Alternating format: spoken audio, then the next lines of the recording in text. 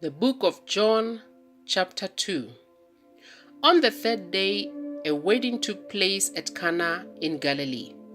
Jesus' mother was there, and Jesus and his disciples had also been invited to the wedding. When the wine was gone, Jesus' mother said to him, "They have no more wine." "Woman, why do you involve me?" Jesus replied, "My hour has not yet come." His mother said to the servants, "Do whatever he tells you." Nearby stood 6 stone water jars, the kind used by the Jews for ceremonial washing, each holding from 80 to 120 liters. Jesus said to the servants, "Fill the jars with water."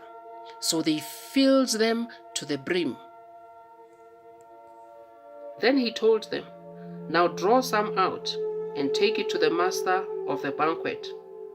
They did so, and the master of the banquet tasted the water that had been turned into wine.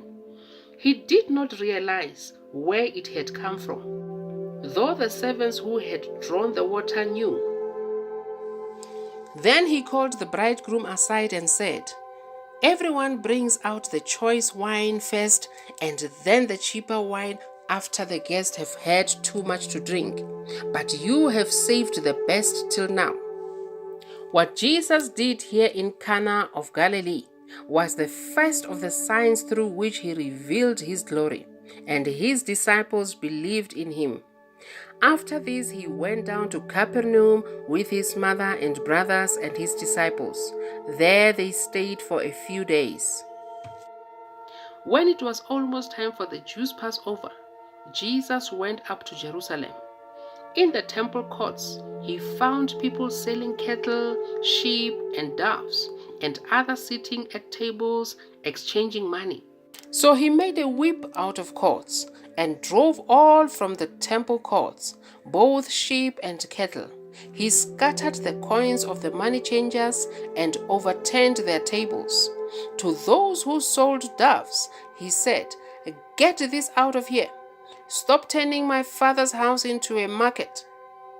His disciples remembered that it is written, "Zeal for your house will consume me." The Jews then responded to him, "What sign can you show us to prove your authority to do all this?"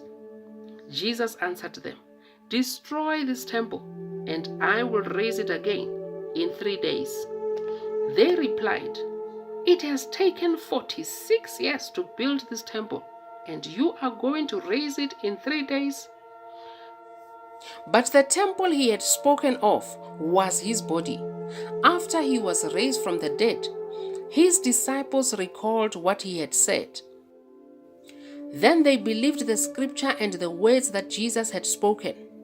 Now, while he was in Jerusalem at the Passover festival, many people saw the signs he was performing and believed in his name.